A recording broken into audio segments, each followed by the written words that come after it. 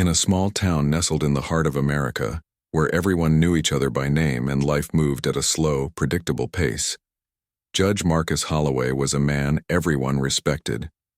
He wasn't just another figurehead sitting behind a bench. He was someone who genuinely cared about fairness. For decades, he had dedicated his life to fighting for justice, especially for those who couldn't fight for themselves. Before becoming a judge, Marcus worked as a civil rights attorney, tackling cases that exposed deep-rooted prejudices within the legal system. His reputation grew over time, not because he sought fame, but because people saw him as a beacon of hope, a man unafraid to challenge the status quo. Marcus lived modestly despite his achievements. He drove an old sedan, wore simple suits, and preferred staying out of the limelight.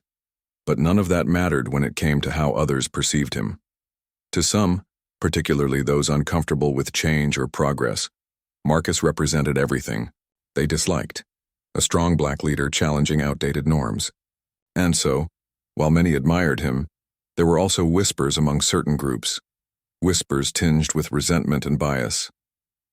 On one chilly autumn evening, after a long day at court, Marcus found himself driving home through the quiet streets of the town. The air was crisp, and the orange glow of streetlights cast long shadows on the pavement. Earlier that day, Marcus had presided over a highly charged case involving allegations of police misconduct. It wasn't easy work, hearing testimony after testimony about abuse of power and systemic racism. Yet Marcus remained steadfast, ensuring both sides were heard fairly before delivering his verdict. As he approached a deserted stretch of road near the edge of town, flashing blue and red lights suddenly appeared in his rearview mirror. Startled, Marcus pulled over to the side of the EU road. His heart sank slightly. He hadn't been speeding, nor had he broken any traffic laws. Still, experience told him that being stopped late at night often carried undertones of something more sinister, especially for someone like him. Two officers stepped out of their patrol car, their heavy boots crunching against the gravel. One of them, Officer Greg Rourke, walked up to Marcus's window with an air of authority that bordered on arrogance. The other, Officer Derek Hale, lingered near the hood of the car, arms crossed, watching silently. Both men exuded hostility, their expressions unreadable yet intimidating. "Good evening, sir," Rourke began, though his tone suggested anything but goodwill. "Do you know why we pulled you over?" Marcus shook his head politely. "No, officer. I'm not sure what I did wrong." Rourke smirked, leaning closer to peer into the car. "Broken tail light," he said flatly, pointing toward the back of the vehicle. Marcus frowned, glancing at his rearview mirror. He could see clearly that his tail light was intact. It had been working perfectly fine all day. Something didn't add up.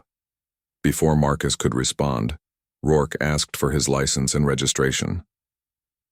As Marcus reached into the glove compartment to retrieve the documents, he felt a knot tighten in his stomach. This wasn't just a routine stop. There was something off about the way the officers carried themselves, their body language screaming hostility rather than professionalism. Once he handed over the requested papers, Rourke took a step back, studying them carefully. Meanwhile, Hale wandered around to the trunk of the car, peering inside without permission. "Mind if I take a look?" he called out casually, though it wasn't really a question. Without waiting for an answer, he popped open the trunk and started rummaging through its contents. Marcus gripped the steering wheel tightly, trying to stay calm. He knew better than to argue. The last thing he wanted was to escalate the situation. But every fiber of his being screamed that this was wrong. These officers weren't following protocol. They weren't treating him like a citizen under routine investigation. They were targeting him. After what felt like an eternity, Rourke returned to the driver's side window, holding the documents awkwardly. "Everything seems to be in order here," he muttered almost begrudgingly. Then, without missing a beat, he added, "But we're going to need you to step out of the vehicle." Marcus hesitated, his mind racing. Why would they ask him to exit the car? What possible reason could they have? Sensing his reluctance, Hale chimed in from the back, his voice dripping with condescension. "Don't make this harder than it needs to be, Judge," he said, emphasizing the title mockingly. That comment sent a chill down Marcus's spine.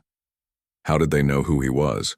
Sure, he was well known in the area, but the deliberate mention of his profession felt calculated, a reminder of his position, perhaps even a threat. Slowly, Marcus opened the door and stepped out, keeping his movements deliberate and measured. He locked eyes with Rourke, refusing to let fear show on his face. The officers wasted no time. Within moments, they had placed handcuffs on Marcus's wrists, ignoring his protests. "This is unlawful," Marcus exclaimed, his voice firm despite the surreal nature of the situation. "You can't do this." "Oh, but we can," Rourke replied smugly, patting down Marcus's pockets theatrically. "We got a tip about some suspicious items in your possession. Gotta check it out." Suspicious items?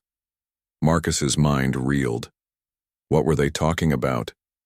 He hadn't done anything illegal, but as he watched Hale return from searching the trunk holding up a plastic bag filled with white powder, realization dawned on him. Someone had set him up. "This yours?" Hale asked, shaking the bag triumphantly. Marcus stared at it in disbelief. Of course it wasn't his. He'd never seen it before in his life. But the officers weren't interested in explanations. Instead, they shoved him roughly into the back seat of their patrol car, slamming the door shut behind him. As they sped off toward the station, Marcus sat in stunned silence. His thoughts raced, piecing together fragments of what had just happened. These officers weren't merely incompetent, they were malicious. Their actions weren't random, they were calculated. And worst of all, they believed they could get away with it because of who he was. Little did they know, Marcus Holloway wasn't the type to give up easily. Even in the darkest moments, his resolve only grew stronger. Whatever their plan was, whatever twisted game they thought they were playing, Marcus vowed to turn the tables on them. Because one thing was certain, justice always finds its way no matter how hard people try to suppress it. The ride to the police station was a blur for Judge Marcus Holloway. The cold metal of the handcuffs dug into his wrists, and the harsh glare of the streetlights outside flickered through the window like an unending strobe. His mind raced, trying to piece together how he had ended up in this situation. He replayed every moment, the seemingly innocent traffic stop, the fabricated accusation about the taillight, the sudden appearance of drugs that weren't his, and it all pointed to one chilling conclusion: this wasn't random. It was personal. When they arrived at the precinct, Marcus was led inside with little ceremony. The officers didn't speak to him directly. Instead, they exchanged smug looks and muttered comments under their breath as if he couldn't hear them. "Big shot judge thinks he's untouchable," Rourke sneered while Hale chuckled darkly. Their behavior made Marcus's blood boil, but he forced himself to stay composed. Losing his temper wouldn't help. He needed to think clearly if he wanted to get out of this mess. Inside the dimly lit interrogation room, Marcus sat on a hard plastic chair, his hands still cuffed behind his back. The fluorescent lights buzzed overhead, casting sharp shadows across the table in front of him. For a while, no one came in to question him. Instead, he was left alone, presumably to stew in fear and uncertainty. But Marcus wasn't afraid. He'd faced far worse situations during his career: hostile courtrooms, angry defendants, corrupt officials who tried to intimidate him into silence. This was just another challenge, albeit one that hit closer to home than most. Finally, the door creaked open and Officer Rourke entered, followed closely by Hale. Both men carried themselves with an air of superiority, as though they believed they already held the upper hand. Rourke dropped a folder onto the table with a loud thud, then leaned forward, resting his knuckles on the surface. "You're in deep trouble, Judge," he said, his voice low and menacing. "Possession of narcotics is no joke." Marcus raised an eyebrow, his expression calm despite the gravity of the situation. "I suppose you expect me to believe those drugs are mine?" he asked coolly. Rourke smirked, clearly enjoying the moment. "We found them in your car, didn't we? That's enough evidence for anyone." "Except they aren't mine," Marcus replied evenly. "And you know it." For a split second, Rourke's confidence faltered, but he quickly masked it with a shrug. "Maybe so, maybe not. But here's the thing. You're smarter than this. You know how these things work. Even if you didn't put him there. Proving. It won't be easy. He paused, letting the implication sink in before continuing.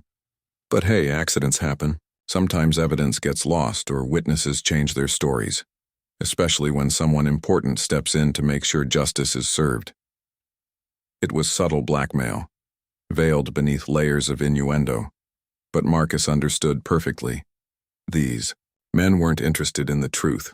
They were looking for leverage, and now they thought they had it. Hale chimed in, leaning against the wall with his arms crossed. "Look, Judge," he said, his tone almost casual. "We don't want any trouble. All we're asking is for a little cooperation." "A little cooperation?" Marcus echoed, his voice laced with skepticism. "What exactly does that mean?" Rourke pulled out another chair and sat down across from Marcus, leaning in conspiratorially. "It means 10 grand. Cash only. Drop it off tonight and we'll make sure this whole thing disappears. No charges, no record, nothing. Just go back to your fancy house and pretend none of this ever happened." Marcus stared at them, his jaw tightening. $10,000. It was a staggering amount, but it wasn't the money that angered him. It was the audacity.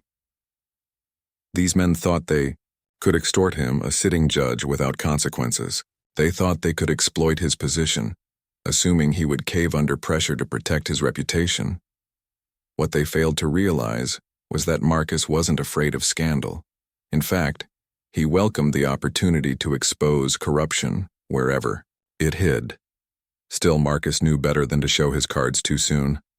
Playing along might give him the advantage later, so instead of lashing out, he nodded slowly, feigning resignation. $10,000, he repeated, letting the weight of the demand hang in the air. "That's quite a sum." "It's a bargain compared to what you're facing," Rourke shot back, his grin widening.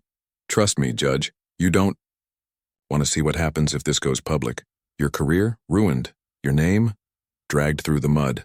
People will forget all about your so-called justice once they hear about this." Hale snickered, clearly relishing the idea of ruining Marcus's life. "Yeah, imagine the headlines. Respected judge caught with drugs. Not exactly the legacy you were aiming for, huh?" Despite their attempts to rattle him, Marcus remained unfazed. He had spent years dealing with people like Rourke and Hale, men who thrived on intimidation and manipulation. Their tactics might have worked on others, but not on him. Still, he needed to buy time. If he agreed to their demands, even temporarily, it would give him a chance to gather evidence and turn the tables on them. "All right," Marcus said finally, exhaling deeply as though defeated. "I'll get the money, but I need some time. Where do I bring it?" Rourke and Hale exchanged glances, surprised by how easily Marcus had given in. They hadn't expected him to fold so quickly. "Midnight," Rourke instructed. "There's an abandoned parking lot on 5th Street. Bring the cash in a black duffel bag and don't try anything funny. We'll be watching." With that, they uncuffed Marcus and escorted him out of the station. Technically, he was free to leave, though the threat of arrest loomed over him like a storm cloud. As he walked to his car, Marcus felt a mix of emotions: anger, frustration, but also determination. He knew exactly what he had to do next. Once he was safely inside his vehicle, Marcus pulled out his phone and dialed a number from memory. After a few rings, a familiar voice answered. "Clara Bennett Investigations," came the crisp response. "Clara, it's Marcus," he said, his voice steady but urgent. "I need your help. Something's come up and I think I'm being targeted." Clara Bennett was a private investigator Marcus had worked with before on sensitive cases. She was sharp, resourceful, and had a knack for uncovering the truth in even the murkiest of situations.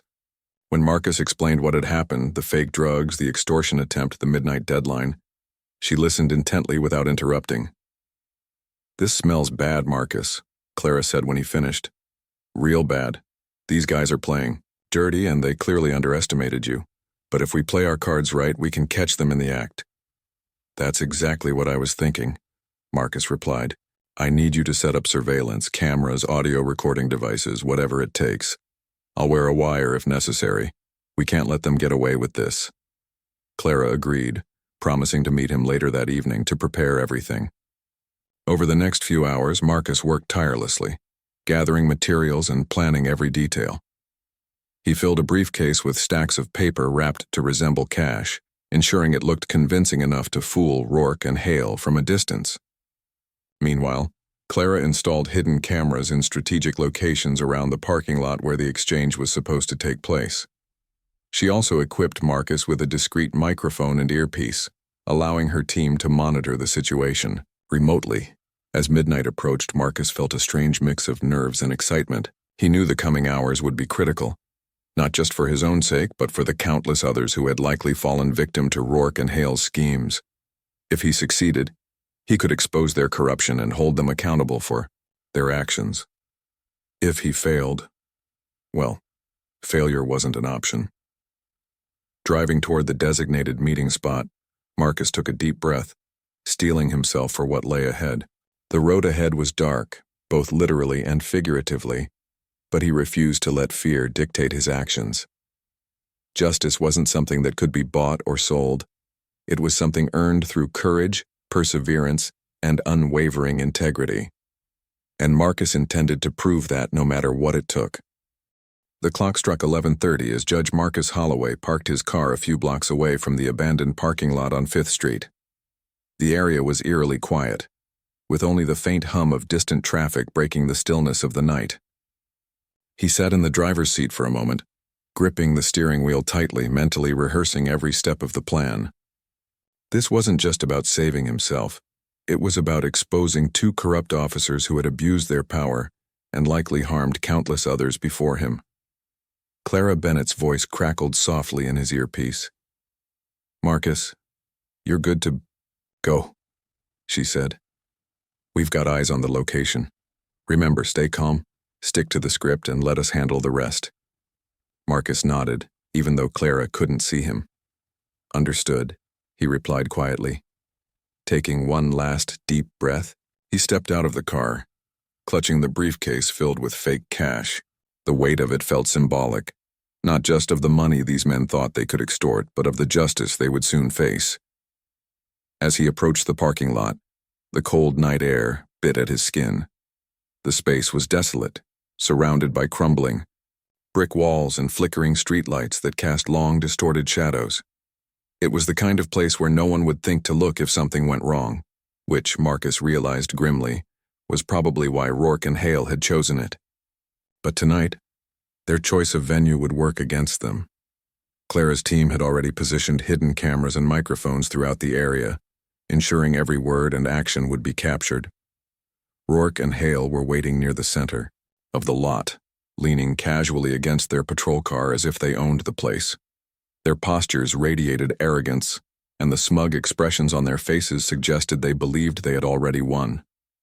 When they spotted Marcus walking toward them, Rourke pushed off the car and strode forward, his boots crunching loudly against the gravel. "You're late," Rourke barked, narrowing his eyes. "Didn't I tell you not to try anything funny?" "I'm here, aren't I?" Marcus responded coolly, stopping a few feet away from them. He held up the briefcase slightly, letting them see it.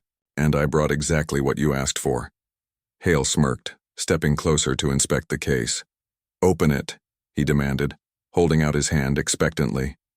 Marcus hesitated for a fraction of a second, then clicked open the latches and swung the lid upward. Inside, neatly stacked bundles of paper wrapped in black tape mimicked the appearance of cash perfectly. For a moment, both officers stared at the contents greedily, their eyes gleaming with satisfaction. "Looks good," Rourke muttered, nodding approvingly. "Now hand it over." Instead of immediately complying, Marcus closed the briefcase and took a small step back. His movements were deliberate, calculated. "Not so fast," he said, his tone firm but measured. "I want your word this will end here. No more threats, no more accusations. Once I give you this, it's done."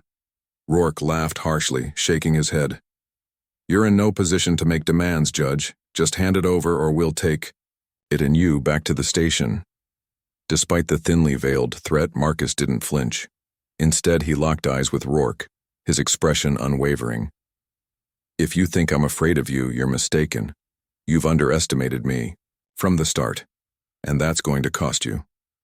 For the first time since the ordeal began, uncertainty flickered across Rourke's face. He glanced at Hale, who shrugged nervously, clearly unsettled by Marcus's composure. Sensing an opening, Marcus pressed on. Do you really believe this ends with $10,000? Do you honestly think I'd roll over and let you walk away scot-free after what you've done? Rourke's jaw tightened and he took a threatening step closer. What are you talking about? This, Marcus said simply, reaching into his coat pocket. For a split second, both officers tensed, thinking he might pull out a weapon. Instead, he retrieved his phone and held it up, displaying the live footage being recorded through the hidden camera inside the briefcase. Every word you've said tonight is being documented. Every move you've made is being watched. And when federal agents arrive in less than 5 minutes, you'll have plenty of time to explain yourselves. The color drained from Rourke's face as realization dawned. Beside him, Hale stumbled backward, stammering incoherently. You set us up, he blurted out, panic rising in his voice. Yes, I did, Marcus confirmed, his tone icy. And now, thanks to your greed and stupidity, I have all the evidence I need to ensure neither of you ever wears a badge again. Desperation quickly replaced their earlier bravado. Rourke lunged forward, grabbing Marcus by the arm. You can't do this. We'll lose everything. Marcus pulled free, his gaze steely. That's the point. People like you abuse your power because you think you're untouchable. But I'm living proof that no one is above the law, not even you.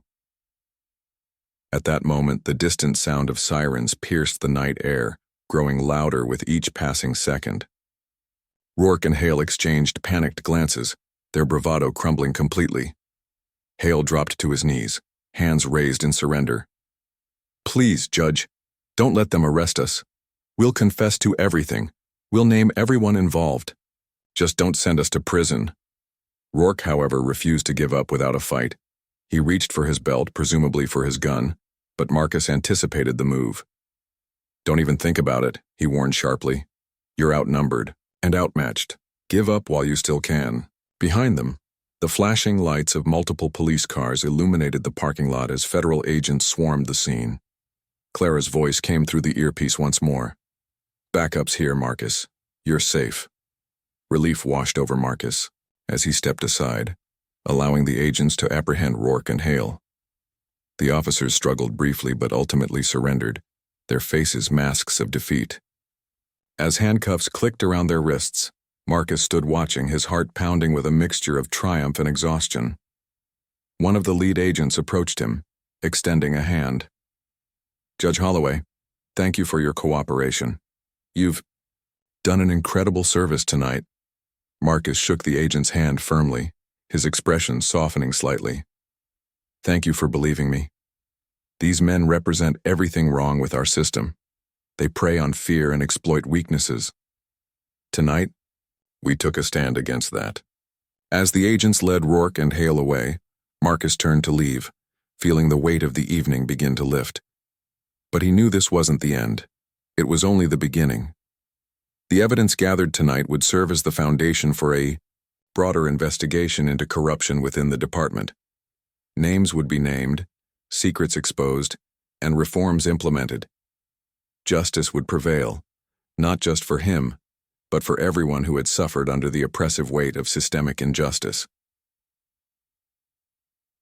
Walking back to his car, Marcus allowed himself a rare smile.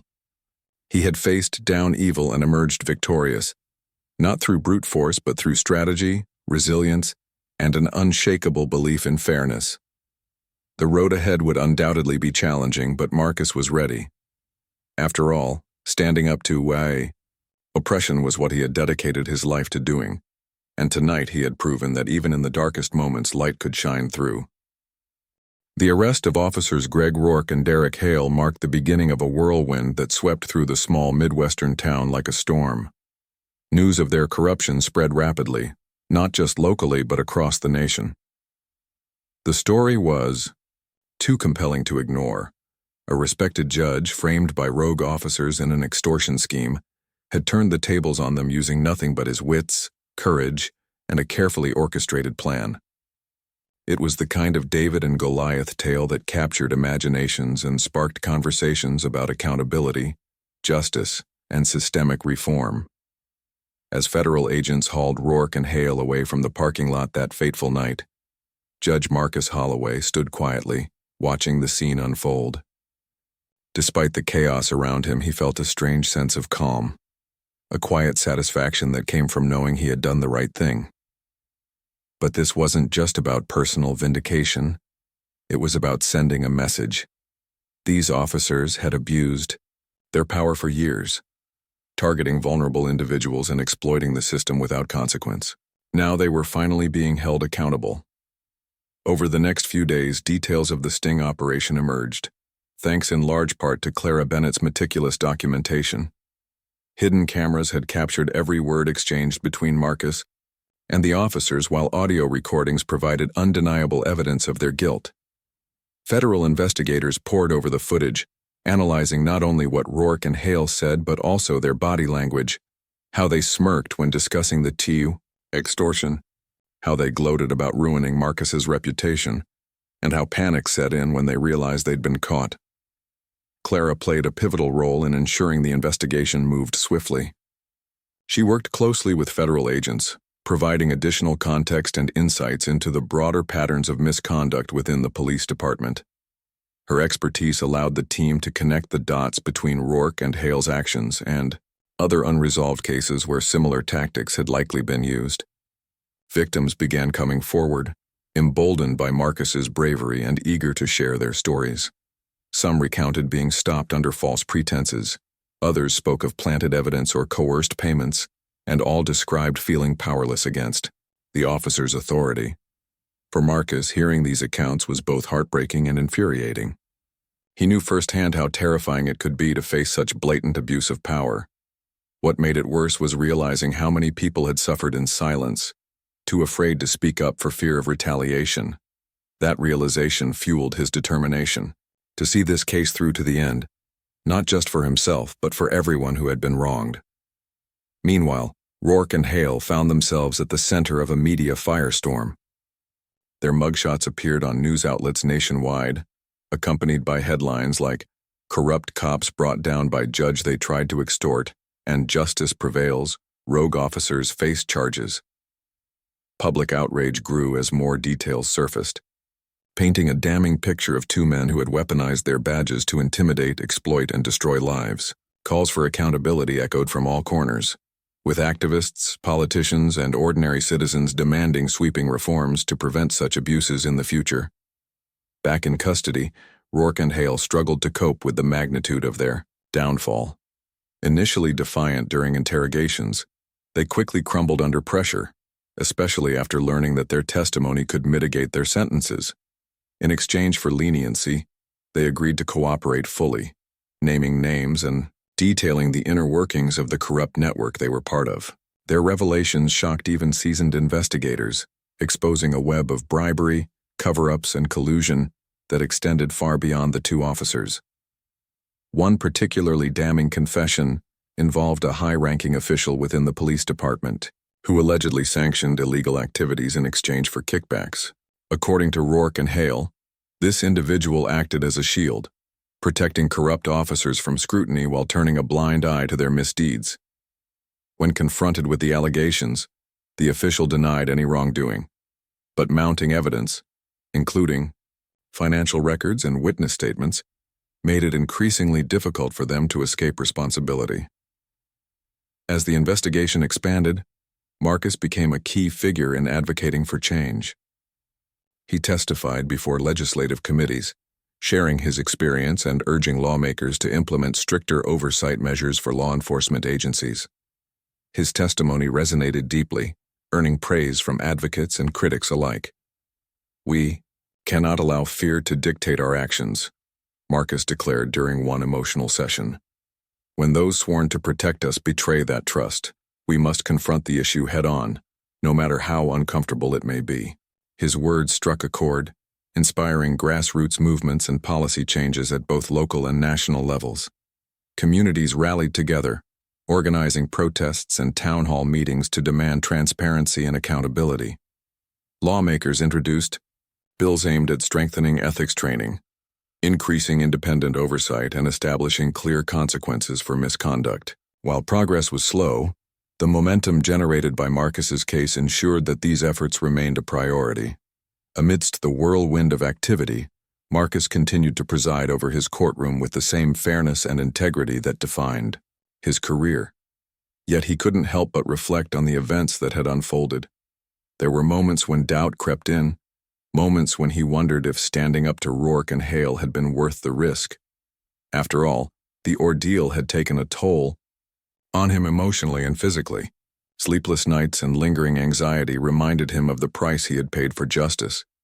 But then he would think about the victims who had come forward, the families whose faith in the system had been restored, and the young officers inspired to serve honorably. Those thoughts gave him strength, reinforcing his belief that the fight for justice was always worth it. As he often reminded himself, evil thrives when good people remain silent. Silence is a choice we don't have to make. By the time Rourke and Hale's trial began, public interest had reached fever pitch.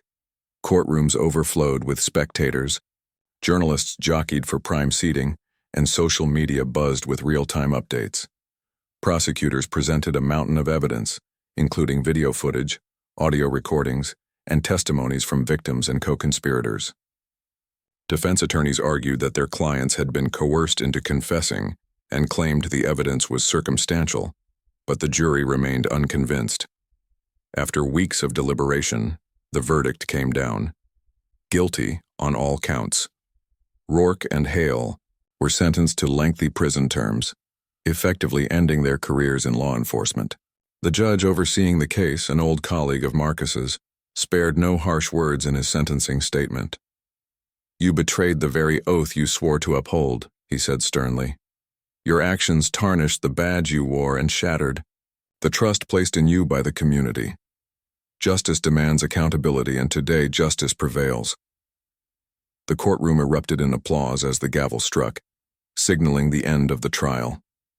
Outside, crowds cheered, holding signs that read, "Justice for all and no more corruption." For many, the convictions represented more than just punishment for two bad apples. They symbolized hope that meaningful change was possible. Marcus watched the celebrations from afar, choosing to remain out of the spotlight. He didn't seek recognition or accolades. His reward lay in knowing he had made a difference. Still, he couldn't deny the profound impact the case had on his life. It forced him to confront uncomfortable truths about the world he lived in and reaffirmed his commitment to fighting for justice. In the months that followed, Marcus dedicated himself to mentoring young lawyers and aspiring judges, sharing lessons learned from his experience. He emphasized the importance of resilience, integrity, and empathy, reminding them that true leadership required standing firm in the face of adversity. "Courage isn't the absence of fear," he told a group of law students during a guest lecture. "It's acting despite it, and sometimes the bravest thing you can do is refuse to stay silent." Though the scars of that harrowing night would never fully fade, Marcus carried them as badges of honor, reminders of the battles fought and won. He emerged stronger, wiser, and more determined than ever to leave a lasting legacy. Because ultimately, justice wasn't just about punishing the guilty. It was about creating a world where everyone, regardless of race, status, or background, could live free from fear and oppression. And so, as the town slowly returned to its quiet rhythm, Judge Marcus Holloway continued his work, one case at a time, proving that even in the darkest moments light could shine through, and that justice, though imperfect, was always worth fighting for. The aftermath of the trial against officers Greg Rourke and Derek Hale rippled far beyond the courtroom walls. It wasn't just about two corrupt cops being sent to prison. It was a reckoning, a moment when society paused to confront uncomfortable truths about power, privilege, and accountability. For Judge Marcus Holloway, the victory felt bittersweet. Yes, justice had been served, but the scars left behind by their actions ran deep, not only within him but across the community they had terrorized for years. In the weeks following the sentencing, life in the small Midwestern town began to shift. subtly yet profoundly. Conversations once whispered in hushed tones now took place openly. People who had previously feared speaking out found courage in Judge Holloway's example. Victims of similar abuses came forward, sharing stories that painted a grim picture of systemic corruption stretching back decades. Some recounted how they had lost jobs, homes, or even custody of their children due to fabricated charges. Others described living in constant fear, knowing that a single traffic stop could spiral into something far more sinister if the wrong officer pulled them over. These testimonies were heartbreaking, but they also ignited a spark of hope. Inspired by what Marcus had accomplished, local activists organized rallies and forums to demand transparency and reform within the police department. The town hall meetings drew record attendance, with residents packing into cramped auditoriums to voice their concerns directly to city officials. Many demanded independent oversight boards to monitor law enforcement activities, while others pushed for mandatory ethics training and stricter penalties for misconduct. Judge Holloway attended several of these gatherings, lending his support without overshadowing the voices of those affected. He understood that this movement wasn't about him. It was about empowering ordinary citizens to hold institutions accountable. Still, his presence carried weight. When he spoke, people listened. His words weren't fiery or dramatic. Instead, they were measured and thoughtful, grounded in years of experience navigating the complexities of the legal system. Change doesn't happen overnight, Marcus often reminded the crowd during these events. It requires patience, persistence, and unity. We must work together, not just to punish wrongdoing, but to build systems that prevent it from happening in the first place. His message resonated deeply. Slowly but surely, progress began to take shape. Lawmakers introduced legislation aimed at increasing transparency in policing practices, including body cameras for all officers and public access to disciplinary records. A civilian review board was established to investigate complaints against law enforcement, ensuring that cases like Marcus's wouldn't slip through the cracks again. While some critics dismissed these efforts as mere window dressing, others saw them as crucial steps toward rebuilding trust between the community and its protectors. Amidst these changes, Marcus continued to preside over his courtroom with the same unwavering dedication that defined his career. Yet the case against Rourke and Hale lingered in his mind, serving as both a reminder of the challenges ahead and a testament to what could be achieved with perseverance. He knew better than anyone that dismantling systemic corruption required more than arrests and convictions. It demanded cultural shifts and sustained commitment from everyone involved. To that end, Marcus expanded his efforts beyond the bench. He partnered with schools, churches, and community organizations to educate young people about civic responsibility and the importance of standing up for justice. He gave lectures at universities, sharing insights gleaned from his decades-long fight against inequality. And he mentored aspiring attorneys and judges, instilling in them the values of fairness, empathy, and resilience. One such mentee was a young law student named Elena Morales, whose passion for civil rights mirrored Marcus's own at her age. She approached him after a guest lecture, nervously introducing herself and expressing admiration for his work. Over coffee, they discussed everything from landmark Supreme Court cases to the intricacies of navigating hostile courtrooms. By the end of their conversation, Marcus offered to guide her through her final year of law school, a gesture that would prove transformative for both of them. As months turned into years, the legacy of Marcus's stand against Rourke and Hale continued to grow. Documentaries were made, books were written, and podcasts dissected every detail of the case. But perhaps the most significant impact was felt on a personal level by the countless individuals inspired to speak up, act boldly, and refuse to accept injustice as inevitable. For Marcus, the journey was never truly finished. Even as reforms took root and attitudes shifted, new challenges emerged. There were still pockets of resistance among entrenched powers, unwilling to relinquish control. Some accused Marcus of harboring ulterior motives, claiming he sought fame or political gain. Others dismissed his advocacy as naive idealism, arguing that true change was impossible in a flawed system. But Marcus remained undeterred. He'd faced worse criticism before, and knew that progress often came at a cost. Tondio. Quiet evenings as he sat in his study surrounded by stacks of legal briefs and worn copies of landmark decisions, Marcus reflected on the road he'd traveled. He thought about the night spent strategizing with Clara Bennett, the adrenaline-fueled moments confronting Rourke and Hale, and the overwhelming gratitude expressed by victims who finally felt heard. Each memory reinforced his belief that justice was worth fighting for, even when the odds seemed insurmountable. He also thought about the future, not just his own, but the generations to come. What kind of world did he want to leave behind? One where fear dictated behavior, or one where fairness reigned supreme? The answer was clear, and it fueled his determination to keep pushing forward. Years later, when Marcus retired from the bench, he did so not with regret, but with pride.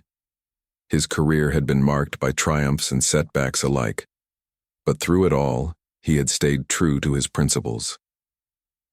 At his retirement ceremony, colleagues and friends gathered to celebrate his achievements, recounting stories of his integrity and compassion. But it was a speech delivered by Elena Morales, now a successful civil rights attorney, that brought tears to his eyes. "Judge Holloway taught me that justice isn't just a concept we read about in textbooks," she said, her voice steady, but filled with emotion. "It's something we create through action, through courage, and through unwavering belief in what's right. Because of him, I learned that no matter how daunting the challenge, we have the power to make a difference. If we're willing to try." As applause erupted around him, Marcus stood quietly, humbled by the recognition. He didn't seek accolades, but he couldn't deny the profound sense of fulfillment that washed over him. This wasn't the end of his journey. It was merely a transition to a new phase. Retirement gave him more time to focus on mentoring, writing, and advocating for reform. It allowed him to step back from the daily grind of the courtroom while remaining actively engaged in shaping a better future. Looking back on his life, Marcus realized that the night he confronted Rourke and Hale had been a turning point, not just for him, but for the entire community. It proved that even in the face of overwhelming adversity, one person's courage could inspire countless others to join the fight. Justice, though imperfect, was always worth pursuing, and sometimes the bravest thing you could do was simply refuse to stay silent. And so Judge Marcus Holloway continued his work, not because he had to, but because he believed in the power of justice to transform lives. Through every challenge, every triumph, and every setback, he held fast to the belief that light could shine through even the darkest moments.